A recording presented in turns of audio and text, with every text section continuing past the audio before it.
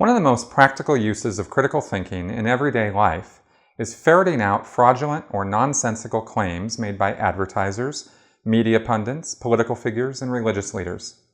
You might be surprised to hear this, but a great deal of the claims that you hear coming from these people when it comes to health, beauty, diet, and even the environment are total nonsense without a shred of proof or evidence backing up what they're saying. In other words, you're being lied to. A lot. It's totally gross that this goes on, right? But you want to know what's more gross?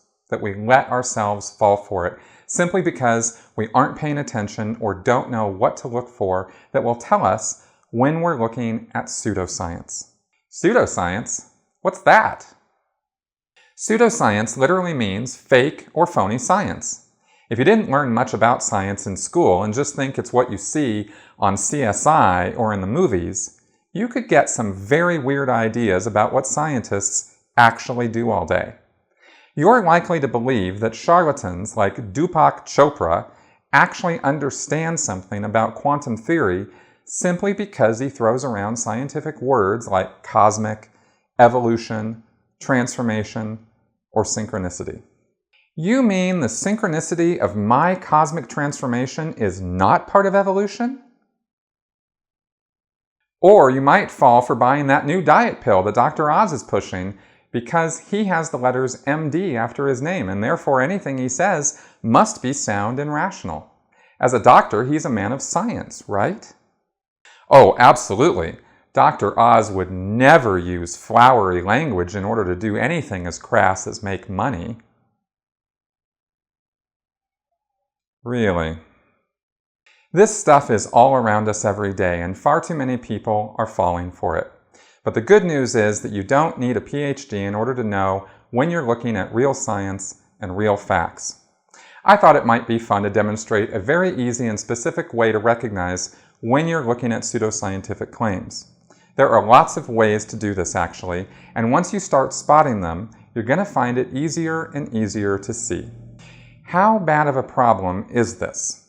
Well, the truth is that buying into some of the pseudoscience that is being peddled today can actually kill you. So it's a really good idea to find out more about this and learn how to spot it when you see it. For a pretty blatant example of pseudoscience, I'm going to talk about Scientology's Purification Rundown. As is pretty well known now, Scientology is a destructive cult that uses many thought-stopping and mind-numbing techniques to get people to spend hundreds of thousands of dollars to buy their bridge to total freedom, offering spiritual salvation in exchange for complete loyalty and routinely giving the church exorbitant amounts of money for no return whatsoever. However, there is another aspect of Scientology that hasn't really been examined as much, and that is the pseudoscientific claims its founder, L. Ron Hubbard, made in many of his books and lectures. The Purification Rundown is sold as a detoxification program. Within the church, they claim that it's not being done for the purposes of handling a person's body, but that toxic materials in the body impede a person's spiritual growth. Proof for that claim? The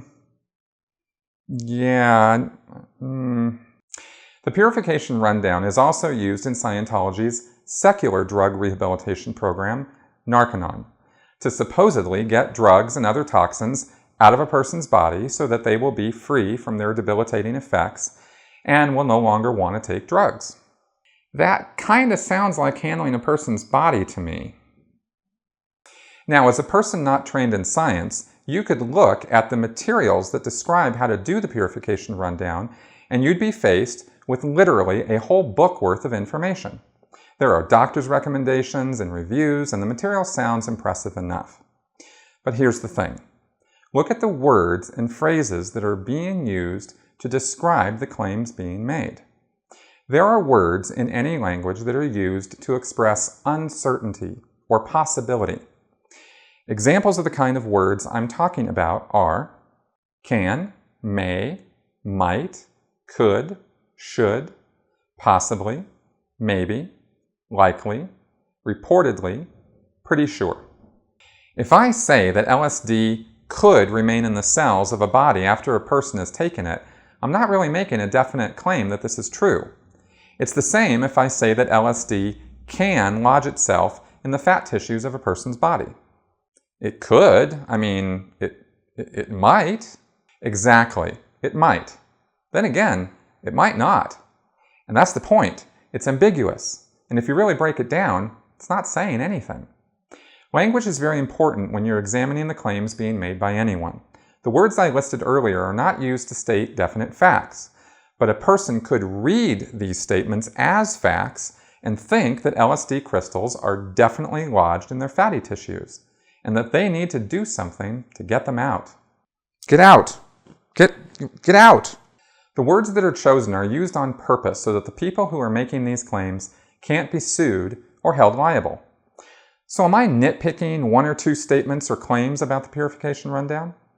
Everyone knows that critical thinkers are just nitpickers.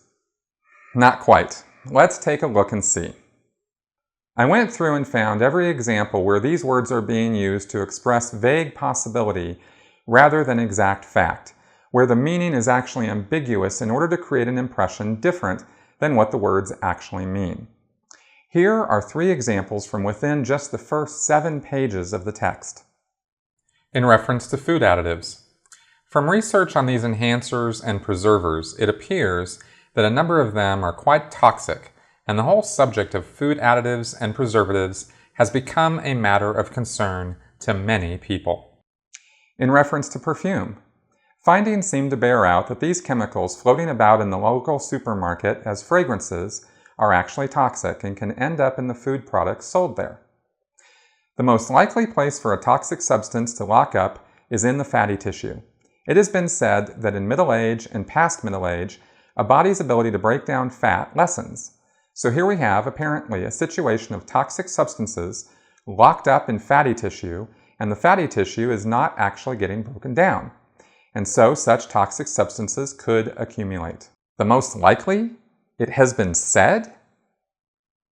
Yeah, these are not very definitive statements. The truth is that we could just as easily remove these statements entirely because they aren't saying anything definite or factual. Here is all this flowery language about detoxification and removing poisons and harmful materials from your body so you can live a longer, healthier life, think more clearly, and have more energy. But is that what it's really saying? You need to read it carefully to be sure. One also has to beware of just plain false information in the material. This is a lot harder to spot and requires that you do some fact-checking. For example, Hubbard says this about LSD. Because it is basically wheat rust, which simply cuts off circulation, my original thinking on this was that LSD must remain in the body. To the uninformed, this may sound like an interesting and educated statement. But the truth is that LSD is a synthetically created chemical, which has nothing to do with wheat rust, and it has no direct effect on the heart or circulatory system. No one knows exactly why it creates the effects it creates, because serious scientific studies haven't been done on how LSD affects the brain, but they do know that it's not because it cuts off circulation. One educated guess is that LSD works similarly to serotonin, a neurotransmitter in the brain which regulates mood, appetite, muscle control, and sensory perception. But no one is claiming this is a scientific fact. The cause of LSD flashbacks isn't known either, but you don't have to know what causes something in order to rule out what it is not causing it. We know that LSD is not stored in the fat cells of the body, and it doesn't therefore get re-released into the body months or years after it's taken. That is an established fact. So that shoots all of Hubbard's theories about how the Purification Rundown works right down the drain. As far as pseudoscience goes, here's another kind of statement that you should also be watching for when it comes to these kind of quack practices or products. By law, they have to include what's called a disclaimer. In the purification program, here is what they say. There are no medical recommendations or claims made for the program. The only claim is future spiritual improvement. The data contained herein is a record of researches and results noted. It cannot be construed as a recommendation for medical treatment or medication, and is undertaken or delivered by any individual on his own responsibility. What does future spiritual improvement even mean? What it means is that the only thing they are saying you're going to get out of this potentially life-threatening program is that at some point in the future, your soul is going to be happier for you having done it. Wait, what? Life-threatening? Did you say life-threatening? What I've said about flowery and ambiguous language applies to any kind of pseudoscientific nonsense that you may see peddled on TV, the internet, or other media. Watch for these and you will have a good heads up so you don't get cheated or conned. But since this video is talking specifically about Scientology's Purification Program, I need to take a moment and warn you about the actual dangers of this. Because the Purification Program is not just about taking some harmless vitamins or being bilked out of a couple of $1,000s. It actually is not founded in any kind of evidence-based science, and it could cause major medical problems to anyone who's doing it. The two key elements of the Purification Program are taking megadoses of niacin and sweating for 5 hours a day in a sauna. It may surprise you, but neither of these activities are actually doing anything to detoxify your body of drug substances such as LSD or alcohol. The reason I can say this is because it's been well established that LSD and alcohol are water-soluble substances, which your body completely rids itself of within just a few hours of ingesting them. This has been known about for decades, and if Hubbard had done any real research, he would have known that. Instead, he claims to have had a conversation with a Portuguese doctor about fat deposits found in dead people, and somehow figured from this that drugs and chemicals are permanently stored in fat cells in your body. There is no evidence in his materials that Hubbard did any further experimentation or gathered any other evidence to back up his claims. Is that good science? Just to point out an obvious example of why this is ridiculous, when a person is doing the Purification Program, they're taking doses of vitamins every day that far exceed the doses of LSD or marijuana a person usually takes to get high. So why don't those vitamins get lodged in the fatty tissues of the body and stay there forever? According to Hubbard's theory, wouldn't it make sense that if a chemical like LSD was being stored in your body forever, that a chemical like ascorbic acid or cholecalciferol or a substance like retinol would also be stored forever too? Why would it only be recreational drugs and harmful toxic substances that the body would hold on to? The truth is that there has never been any evidence that drugs stay in your body forever. Drugs are simply chemicals, and the human body is extremely good at breaking down chemicals and ejecting them when it's done using them. That is what digestion and metabolism are all about. Millions of years of evolution have made our bodies quite good at it. Sure, there are some people who have abnormalities and problems with their metabolism, but those are the exception and not the rule. It's a commonly believed myth that all cells in the body are replaced every 7 years, but that's not true. What is true is that cells die off and get replaced, and different kinds of cells deteriorate at different rates. According to a 2008 study done in Sweden, every year 10% of your fat cells die, no matter how fat or thin you are or how much weight you're gaining or losing. And every year those cells that die are replaced with new fat cells. So if the old fat cells did contain LSD or other drug toxins, they don't, but if they did, they'd be naturally replaced out anyway. And that's science. On the Purification Program, niacin is taken in doses as high as 5,000 milligrams a day. Hubbard observed that niacin can create a red flush and deduced incorrectly that this must mean that radiation was being discharged from the body. Again, if he had done any real research to find evidence for his pet theory, he would have discovered that the flush niacin produces is due simply to the fact that it dilates blood vessels. That flush is just a side effect. Niacin is used in much smaller doses to actually treat high cholesterol.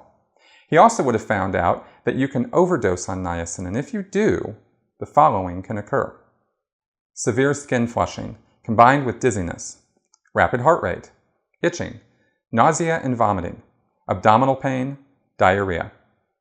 In addition, a person on the Purification Program is put into a sauna, where the temperatures can be as high as 180 degrees, and they're encouraged to stay in there for as long as they can stand it. What can that do? Well, here are the symptoms of heat exhaustion: heavy sweating, pallor, muscle cramps and muscle pain, fatigue, weakness, dizziness and lightheadedness, headache, nausea. If not treated, a person could then experience heat stroke, which includes the following new symptoms: rapid heart rate, difficulty breathing, loss of coordination, confusion and restlessness, seizures, unconsciousness.